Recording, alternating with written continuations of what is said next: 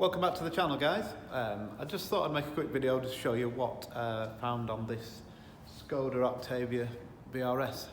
It's in for an annoying vibration, we call it, around about 2000 RPM.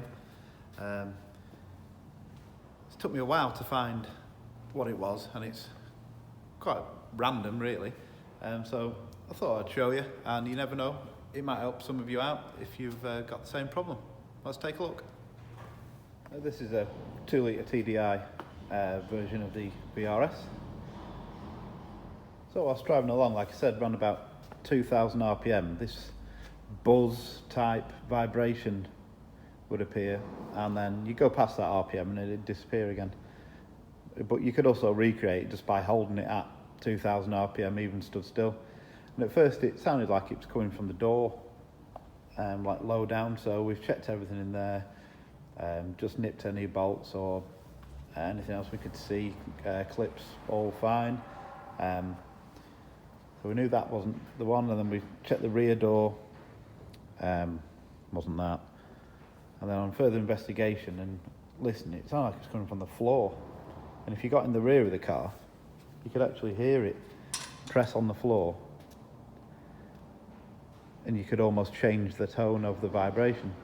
So that's when we take a look under the car. So what we did next was we dropped the undershield down under the car, and we could see the fuel pipes running through the actual chassis rail here. It runs from front to back, and the actual hoses are inside this box section, it runs all the way along.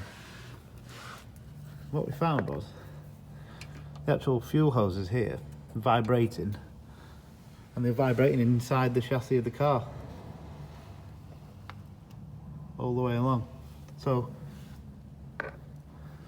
what we found was there's a few holes, I don't know whether you could see it, a few holes in there, and there's another one somewhere there. A lot of cars have foam inserts in there to stop the fuel hoses vibrating, but this hasn't got anything in there. So next was, how do we stop the vibration inside the box section? So what we used is, we used this pair of scissors and some household sponges. We cut them up into pieces that we could fit through the actual chassis rail holes, and put about 4 inside there cut up to actually stop the fuel pipe vibrating on the chassis, and it works great.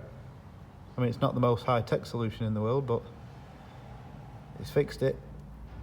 It was quite hard to find. So in the end, it was all fixed with a pound's worth of household sponges, a pair of scissors. Did take a while to find, but job done. If you found this helpful in any way, give the video a thumbs up, subscribe to the channel, and I'll see you later.